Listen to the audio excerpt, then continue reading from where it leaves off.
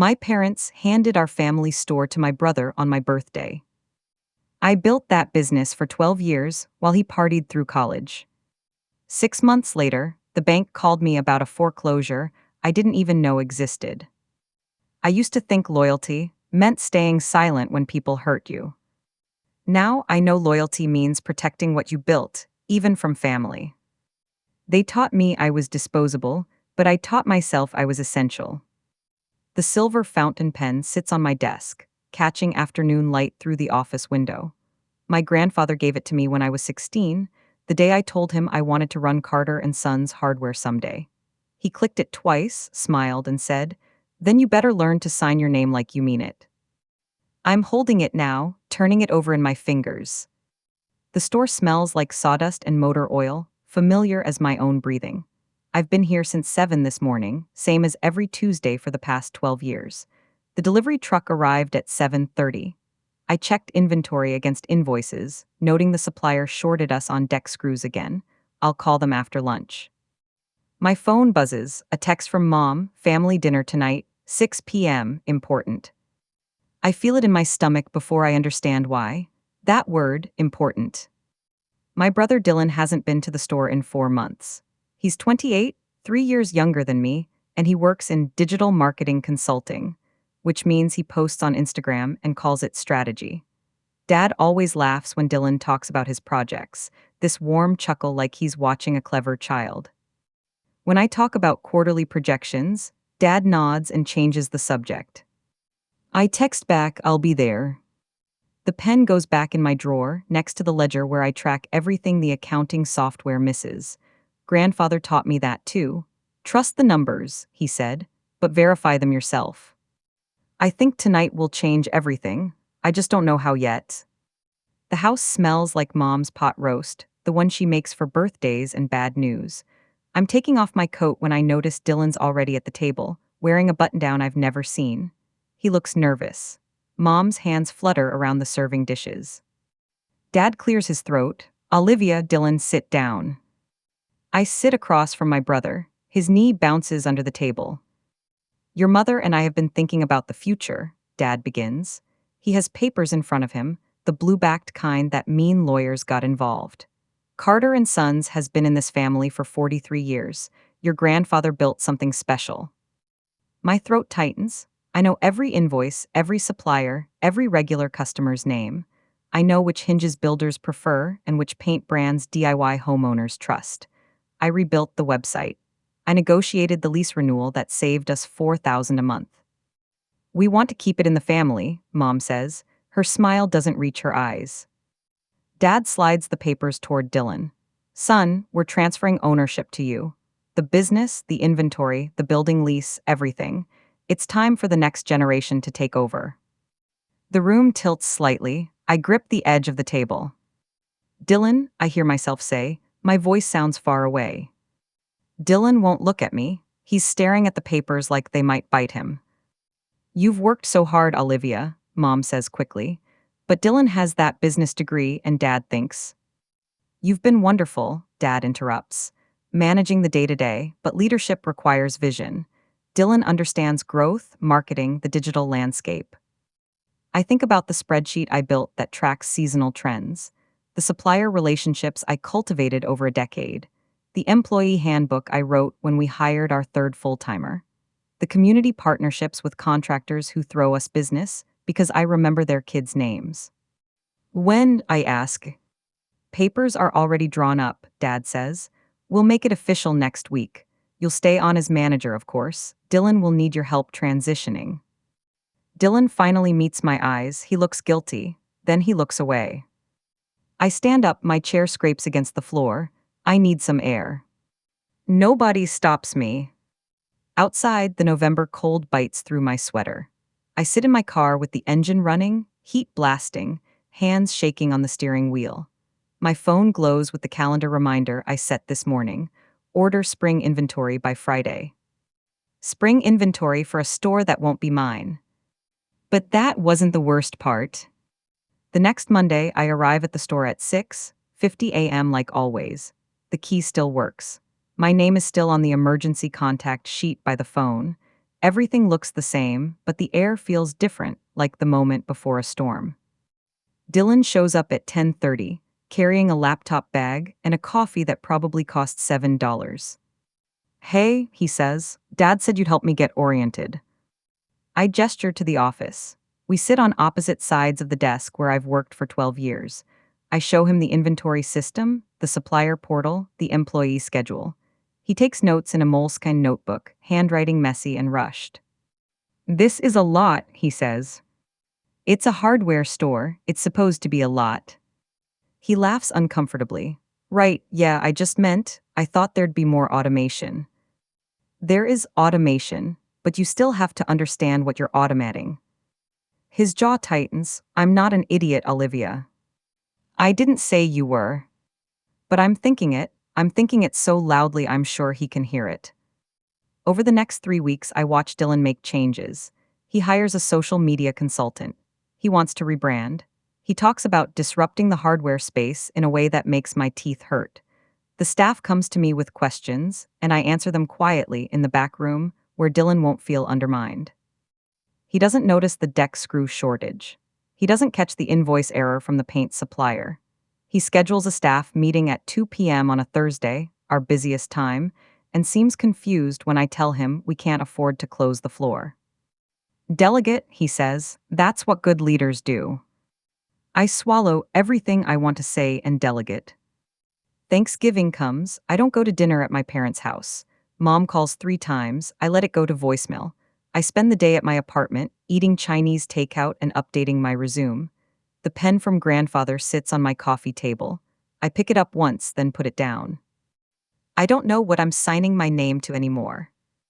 And then, 2 weeks before Christmas, my phone rings at 7 a.m. "Ms. Carter," the voice is professional, female, with an edge of urgency underneath. "This is Monica Reeves from First National Bank. I'm calling about the loan guarantee on the Carter and Sons property." I sit up in bed, instantly awake. "I'm sorry, what?" "The commercial loan. You're listed as a co-guarantor along with Thomas and Margaret Carter. We sent 3 notices to the business address, but the December payment is now 47 days past due. We're required to notify all guarantors before initiating foreclosure proceedings." The room spins. I don't understand, I'm not. "According to our records, you signed a personal guarantee when the building was refinanced in 2021. Your signature is on file. The loan balance is currently $340,000, and with late fees and penalties, the amount due to bring it current is $18,750. I remember that refinance. Dad said it was routine, just updating terms.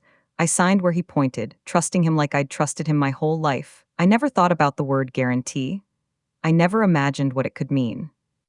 "When is foreclosure?" I ask. My voice sounds calm. I don't feel calm.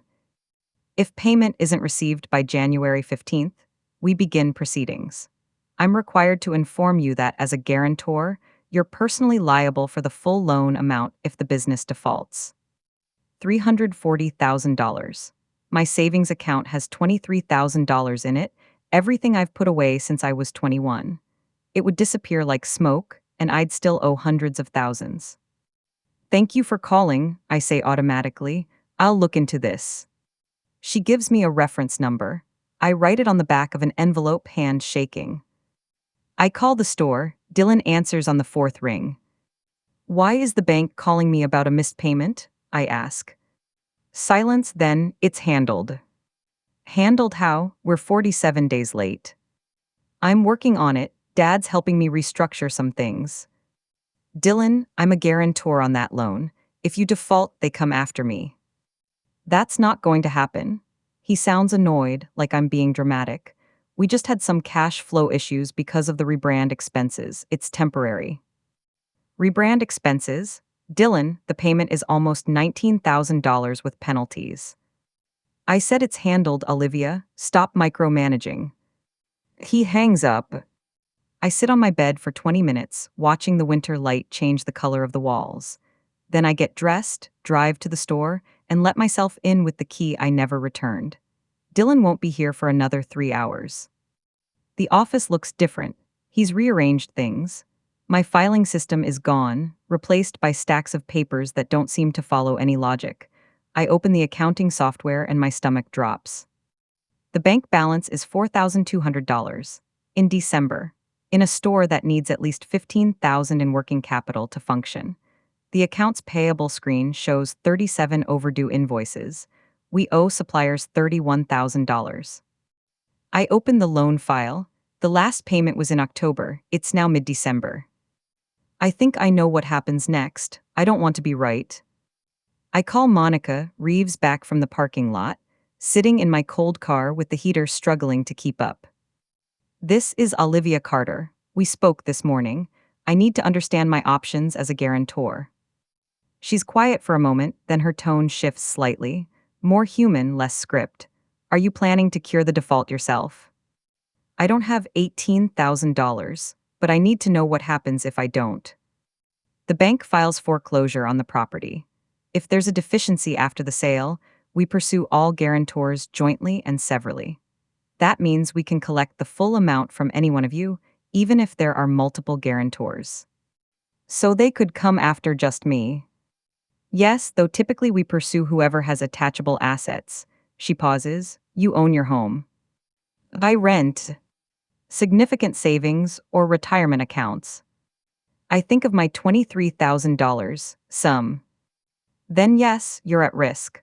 I'm sorry to be blunt, but you should consult an attorney immediately. I thank her and sit in the silence. The store window reflects gray sky. Inside, I can see the shelf displays I organized, the end caps I rotated seasonally. My work, my 12 years. I call my parents. Dad answers. Did you know Dylan hasn't paid the loan in 2 months? I ask. He's handling it, Dad says. Same phrase, like they rehearsed it. He's not handling it, Dad. The bank is starting foreclosure. And I'm on that loan. Did you tell him that when you gave him the business? You're overreacting. Dylan knows what he's doing. Does he know there's $31,000 in unpaid supplier invoices? Does he know the checking account is almost empty? Olivia, Dad's voice gets stern. You need to let your brother run things his way. This is his business now. If you can't be supportive, maybe it's better if you step back. The words land like a slap. 12 years and I'm the problem. Okay, I say quietly. I'll step back. I hang up before he can respond. The attorney's office smells like leather and old paper. Richard Chen has been practicing for 30 years, and his diplomas crowd the wall behind his desk. He reviews the documents I brought, the loan guarantee, the transfer papers giving Dylan the business, the bank statements I printed before I left the store. You signed this guarantee in good faith, he says, believing you'd maintain some control over the business operations. Now you've been removed from management, but you're still fully liable for a loan someone else is defaulting on. Can I get off the guarantee? Not without the bank's agreement, which they won't give during an active default. The only way out is if someone else replaces you as guarantor or the loan is paid off entirely. He leans back, studying me. Or you could cure the default yourself and pursue reimbursement from the primary borrowers. I don't have that kind of money. How much do you have? $23,000 in savings, that's everything. He nods slowly. There might be another approach. If the business is truly insolvent, you could potentially force a restructuring as a creditor. You're owed back management fees, presumably. I think about all the overtime, the unpaid Sundays, the way I never tracked my hours because it was family. Not on paper, I admit. Then you'd need to pay the default and take an assignment of the loan. Essentially, you'd step into the bank's shoes as the lender. Then you'd have the right to foreclose yourself if payments aren't made. Would the bank do that? If they're convinced the current borrowers can't pay? Maybe. It saves them the time and expense of foreclosure. But you'd need to pay that $18,750 to bring it current, plus negotiate terms going forward. I feel dizzy, and then you'd own the debt. If Dylan makes payments to you, great. If not, you foreclose and take the business. But Olivia? He looks at me seriously. This is nuclear. Your family won't forgive it. Maybe that's the point. I meet with Monica Reeves 3 days later, in a conference room at the bank that smells like burnt coffee and anxiety.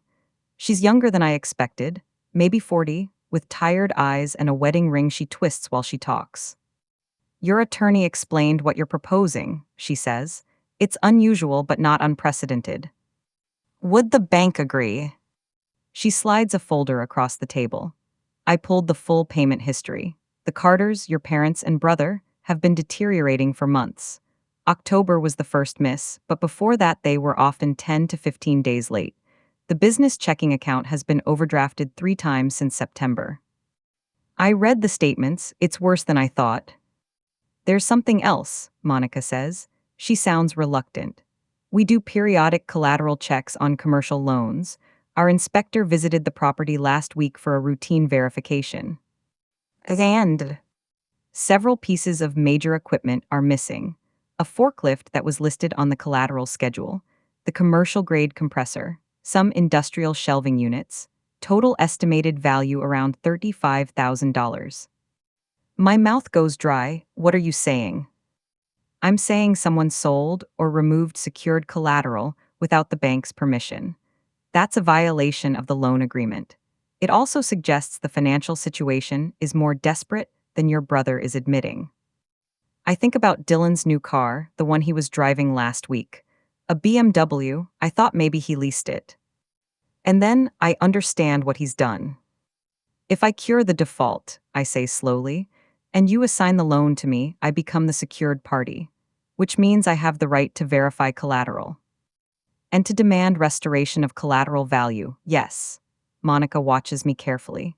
Ms. Carter, I need to be clear. If you do this, you're entering into an adversarial relationship with your family. You'd be their lender. You could foreclose on them. They already foreclosed on me, I say quietly. They just did it over pot roast. She nods, then let's talk terms. We spend 2 hours drafting an agreement. I'll pay $18,750 to cure the default immediately.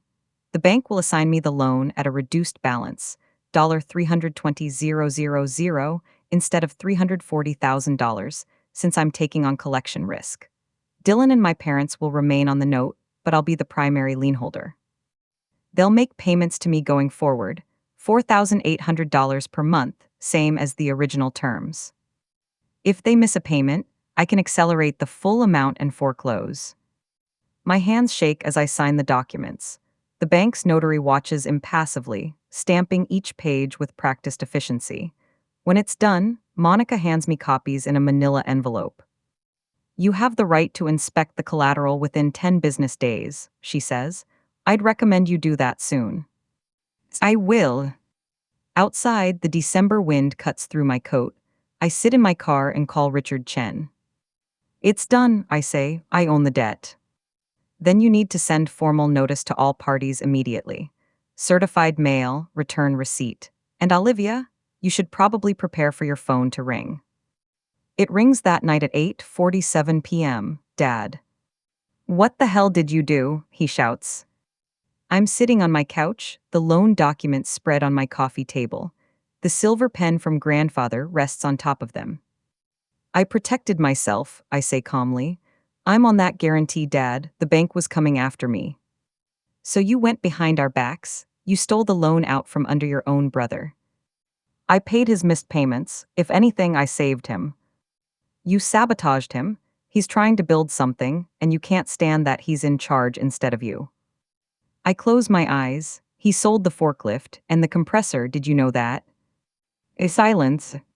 He sold secured collateral, Dad. That's bank fraud. He was so desperate for cash that he committed a crime. That's not, he was just trying to make payroll. With my loan, my liability, my risk. My voice rises despite myself. You gave him a business he doesn't know how to run, and you made me responsible for the debt.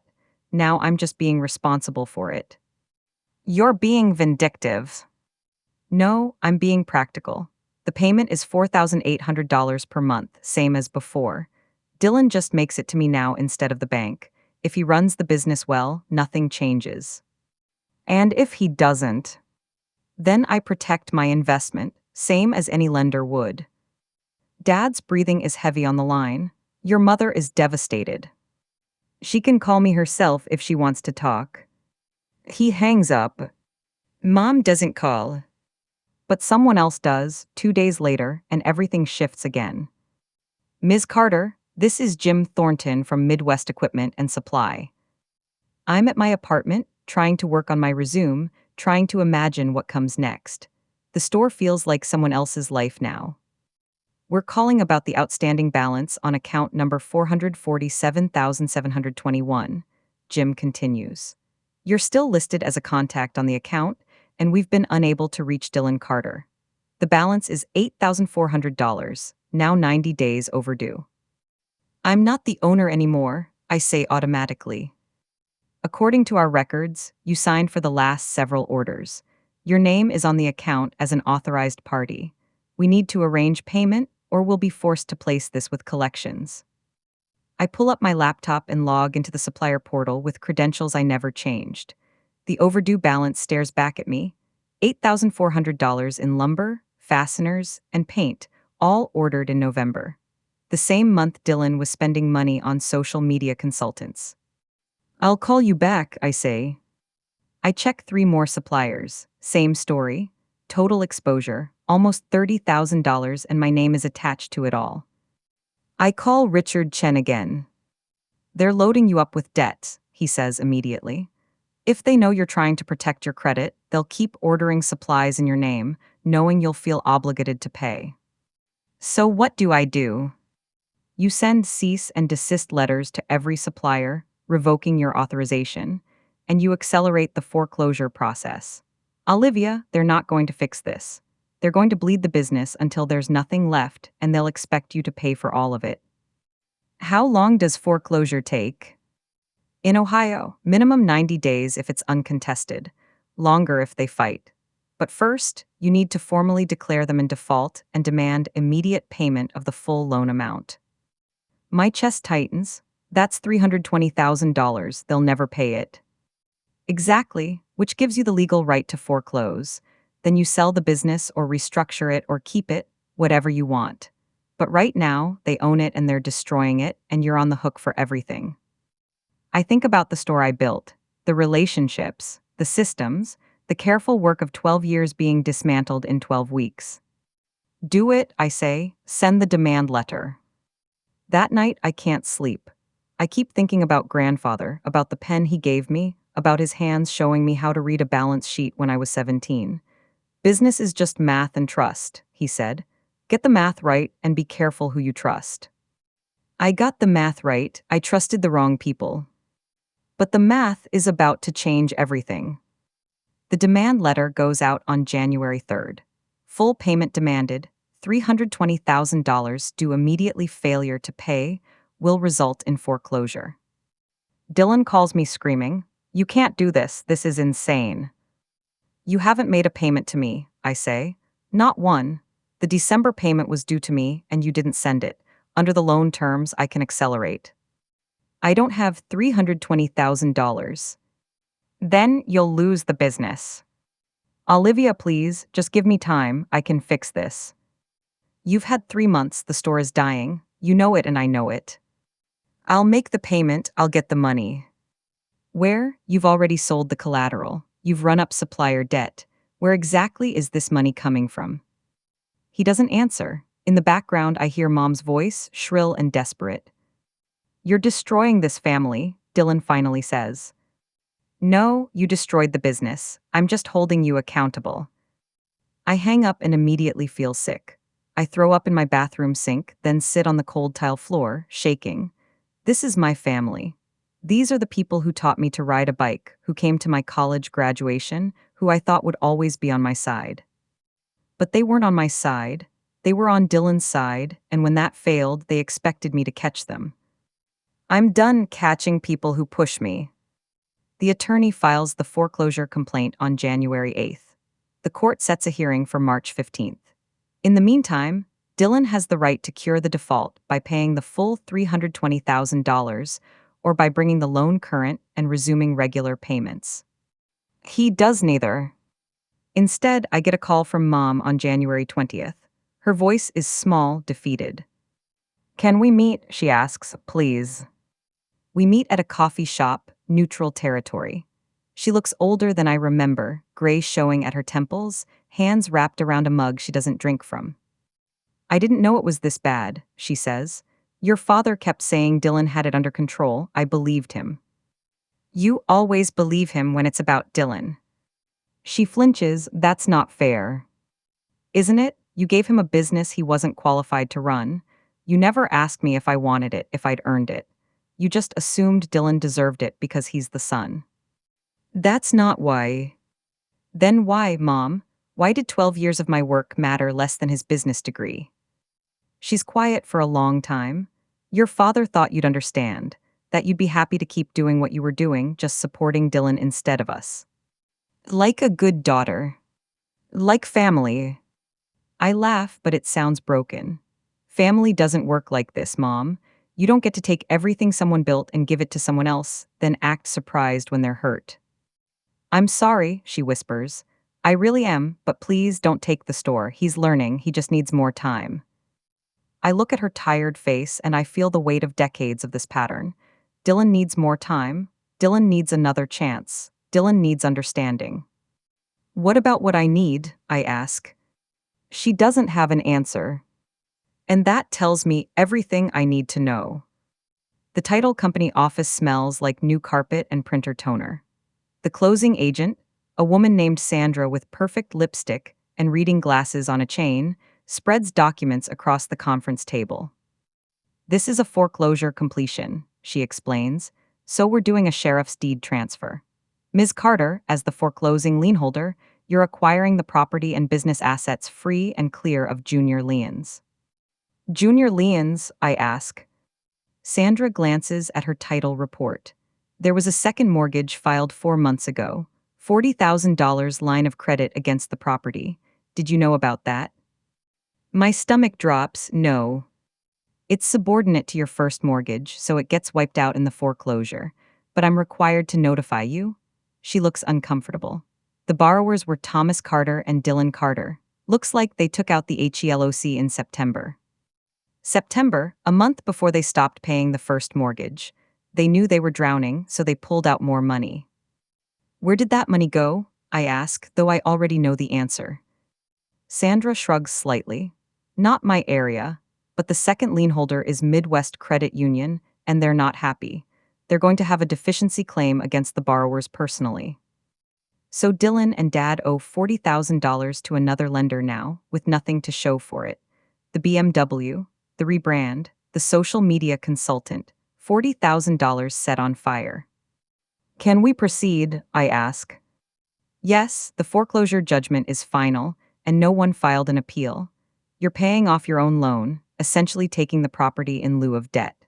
The title is clean except for current year property taxes, which are your responsibility going forward. She slides the deed across the table. It's a sheriff's deed, not a warranty deed, the kind you get in foreclosure. My name on the line that says grantee. Olivia Marie Carter, owner. I think about grandfather's pen in my drawer at home, about the way he used to walk the aisles of the store, touching the hammers and levels like they were old friends. He would have hated this. He would have hated that it came to this. But he would have understood it. Where do I sign? I ask. Sandra points, and I use the pen the title company provides, black and cheap and forgettable. The one from grandfather stays home. Some things are too important to risk losing. The deed records that afternoon. By evening, I'm the legal owner of Carter and Sons Hardware, the building lease, the remaining inventory, everything. The locks will be changed tomorrow. Dylan has already cleared out his things, his laptop, his notebooks, the motivational posters he hung on the walls. He left the mess, though. The overdue invoices, the empty bank account, the supplier relationships he poisoned. He left me his failure, gift-wrapped in self-righteousness. But I've been cleaning up messes my whole life. This one just has my name on the door. The store is mine on February 14th, Valentine's Day. I find this grimly funny. I'm at the office by 6 a.m., sitting in the dark before I turn the lights on. The space looks different now, smaller, maybe, or just more real. The motivational posters are gone. The desk is mine again. I restored my filing system over the weekend, and the familiar order feels like breathing after holding your breath too long. The first thing I do is call every supplier. This is Olivia Carter at Carter and Sons. I'm calling about our account. There was a management transition, and I'm now the owner. I want to address our outstanding balance and reestablish terms. Some of them are angry, some are skeptical, all of them want money. I can pay $10,000 immediately, I say to each one, split proportionally across the accounts. Then I need net 30 terms going forward, and I need you to know I'll pay every invoice on time. I ran this store for 12 years before the last owner took over. Check the payment history before September. They check, they remember, they agree. By noon, I've negotiated settlements with 6 suppliers. My savings account, once $23,000, now holds $3,200, but the business is clean. The debts are manageable. The relationships are rebuilding. I'm broke and I'm free. The staff comes in nervous, unsure. They heard about the foreclosure through the small business grapevine, the way everyone hears everything eventually. Is it true? Asks Marcus, who's worked here for 8 years. You own it now. As of yesterday. Is Dylan coming back? No. Relief flickers across his face, quick and honest. Good, no offense, but he didn't know what he was doing. None taken. We get back to work. A contractor comes in at 10:30 needing materials for a job, and I help him find everything. He's someone I worked with 5 years ago, and he grins when he sees me behind the counter. Heard you were back in charge, he says. About time. Your brother tried to sell me the wrong kind of deck brackets last month. I went to Home Depot instead. Come back, I say. I promise we'll get it right. He does, and he brings his crew the next week. Slowly, the store starts breathing again. The rhythm returns. The systems I built start working the way they're supposed to. By the end of February, we're actually profitable, not by much, but enough. Enough to pay the bills, enough to rebuild inventory, enough to matter. I still can't afford to pay myself a real salary yet. I take a modest draw, just enough to cover rent and groceries. The rest goes back into the business, into stability, into the foundation that was nearly destroyed. And then, on March 3rd, my parents show up. They're standing outside when I arrive at 7 a.m. Dad looks smaller than I remember. Mom's hands twist together, a nervous habit I recognize because I do it too. I unlock the door and flip on the lights. We're not open yet. We know, Dad says. We wanted to talk to you before the day starts. I gesture them inside. We stand awkwardly in the aisle between power tools and paint supplies, the fluorescent lights humming overhead. We're sorry, Mom says quickly. We're so sorry, Olivia. We should have listened to you. We should have trusted you with the business from the start. Dad clears his throat. Dylan's filed for bankruptcy. The credit union is suing him for that second mortgage. He's lost everything. As I know. Did you know about the HELOC? Dad asks. The $40,000. Not until the title search. You took it out when you knew you were defaulting. Where did it go? Dad looks at the floor. Dylan said he needed it for expansion, for the rebrand. He had projections, spreadsheets. He was so confident. He was so wrong. Yes, Dad's voice cracks. He was, and we were wrong to believe him over you. We were wrong about everything. Mom steps forward. Can we fix this? Can we help you rebuild? I feel the anger rise, hot and familiar. They want to help now? After they broke it? After they doubted me, dismissed me, gave away everything I built. But underneath the anger is something older and heavier. Grief. For the family I thought we were, for the father who I thought saw me, for the version of this story where they chose me first. You can't fix this, I say quietly. It's already fixed. I fixed it, alone. We could invest, Dad offers. Put some money back in. I don't want your money. I don't need it. Then what do you want? Mom asks, and she sounds genuinely lost. I think about that question for a long time. What do I want? An apology? I have that now, and it doesn't change anything. Revenge? I already took the business back. That didn't feel like I thought it would. It just felt necessary. I want you to understand something, I finally say. For 12 years, I showed up. I did the work. I learned every part of this business because I loved it and because I wanted to make grandfather proud. And you gave it away like it was nothing, like I was nothing. That's not. Let me finish. My voice is firm but not angry. I'm past anger. You made a choice based on what you thought a son deserved versus what a daughter earned. That's what happened. You can apologize all you want, but you can't undo that choice. Dad's eyes are wet. I've never seen him cry. But here's what I learned, I continue. I learned I don't need your approval to know I'm good at this. I learned I'm stronger than I thought. And I learned that family is supposed to be the people who see you, really see you, and choose to stand with you anyway. We want to stand with you, Mom says. Now, we want to be family again. Then stand with me by letting me run this business the way I know how. Stand with me by respecting the decisions I make. Stand with me by understanding that I'm not doing this for you anymore. I'm doing it for me. The silence stretches between us, full of things we can't take back. Can we try? Dad asks. Can we earn back your trust? I don't know, I say honestly. But you can start by accepting that this is my store now, not the family store. Mine. I paid for it, I saved it. The name might say Carter and Sons, but it's mine. Dad nods slowly. Okay, that's fair. Mom reaches for my hand, then stops herself. Will you come to dinner sometime, when you're ready? Maybe, not yet, but maybe. They leave a few minutes later, and I watch through the window as they get into their car. Dad rests his forehead on the steering wheel for a moment before starting the engine. They sit there talking for a while, and I wonder what they're saying. I wonder if they finally understand what they did. But mostly, I wonder if I care anymore. Marcus arrives at 7:45 and we prep for opening. The morning routine is comforting, counting the register, checking inventory levels, unlocking the front door at exactly 8 a.m. A customer comes in 5 minutes later looking for a specific type of wood screw, and I know exactly where it is.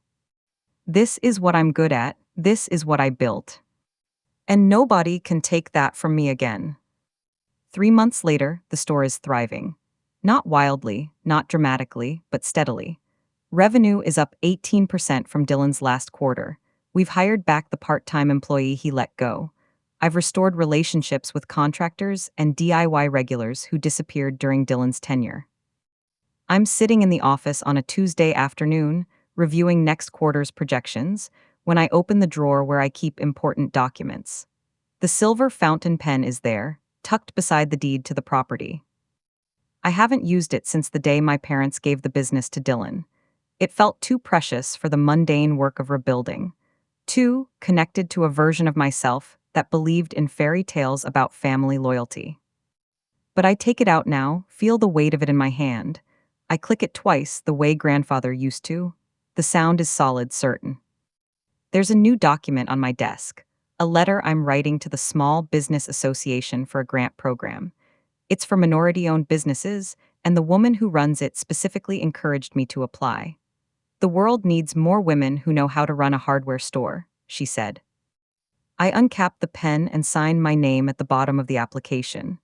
The signature is bold, confident, exactly the way grandfather taught me to sign my name like I mean it.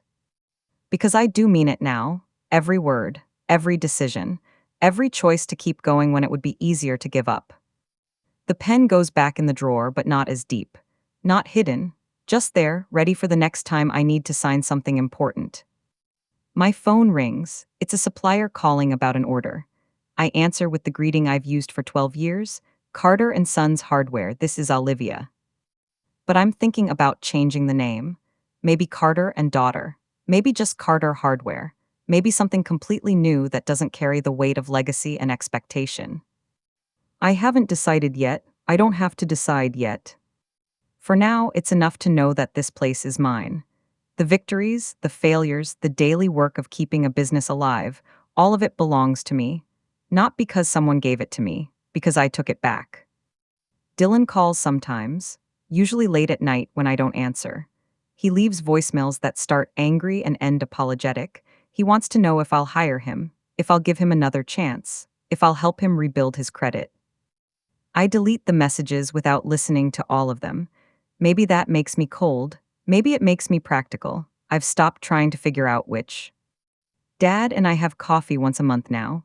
We don't talk about the business much. Mostly we talk about the weather, about sports, about safe topics that don't have sharp edges. It's not what it was before, but it's something. Mom sends text messages with recipes and news about relatives. I respond politely, briefly. We're rebuilding, slowly, on my terms. The sun is setting outside the office window, painting the parking lot in orange and gold. I should go home.